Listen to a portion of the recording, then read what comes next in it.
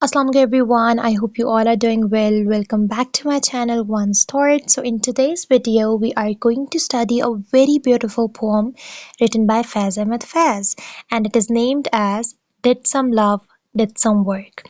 Let me tell you that it is the translated version of the Urdu poetry done by Faiz Ahmad Faiz. But before just getting into that, let me first explain and give you a brief, introduction to Faiz Ahmed Faiz, though I believe that he does not even need an introduction. But just for formality, let me tell you that Faiz Ahmed Faiz, he is a celebrated Pakistani poet, and he was born in 1911 and he passed away in 1984.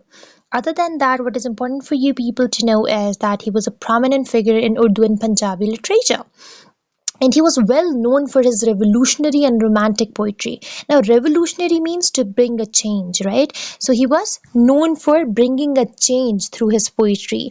Also, Faiz Ahmed Faiz, he was a multifaceted individual, and he worked as a teacher, a military officer, a journalist, trade unionist, and broadcaster as well.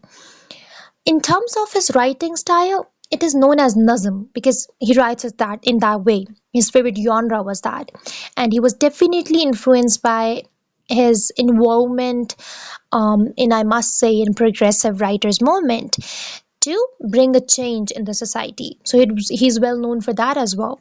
Also, he received a prize which is known as Lenin Peace Prize. So it is like Lenin, Lenin Peace Prize. Now, let us begin with our poetry.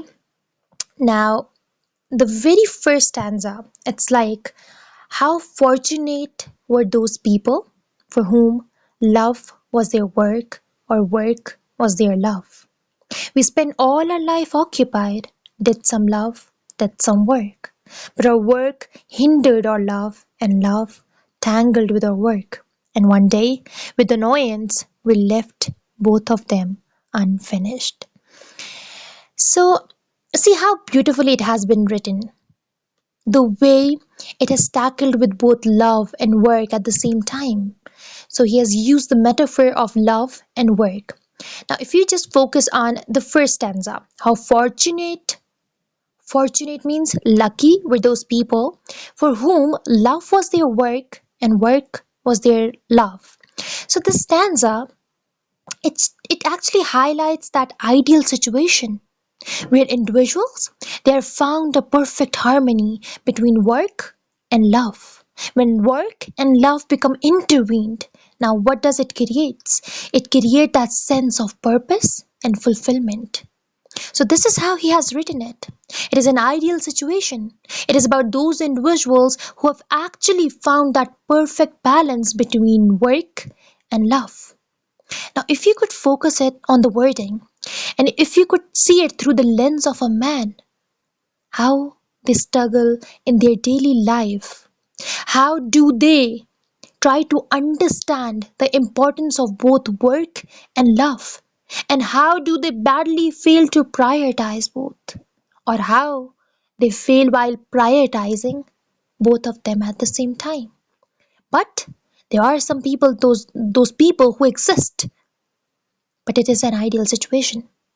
It is not possible for each and every individual to do that. So, now moving on to the next stanza, we spent all our life occupied, did some love, did some work. Now, at first, he was talking about those people who were in that ideal position, in that ideal situation. Now, he is talking about those people who are struggling, talking about the majority of the people that are struggling. So, the stanza it reflects that the reality that many people face, that we are busy with our lives, we are trying to manage our work and personal relationships. However, often our work interferes with our ability to nurture our loved ones or to pursue our passions. We are struggling to understand the right balance, to gain that right balance between work and love. And that is why sometimes work interfere with our personal relationships, whereas love it somehow tangled us with our work. It makes us or let us be in a position where we could not find again that right balance. And then The last stanza, the final stanza, which is, I must say, a poignant reflection on the consequences of not finding that right balance, that perfect balance between work and love. And one day, with annoyance, we left both of them unfinished. So, see, as we navigate the life challenges, frustration and annoyance, it builds up, right?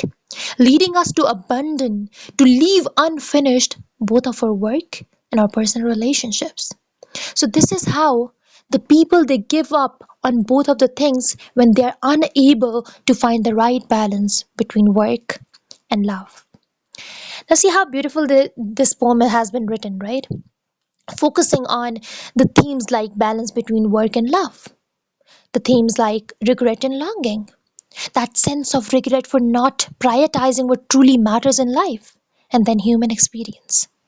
Because it is a humanly thing, right?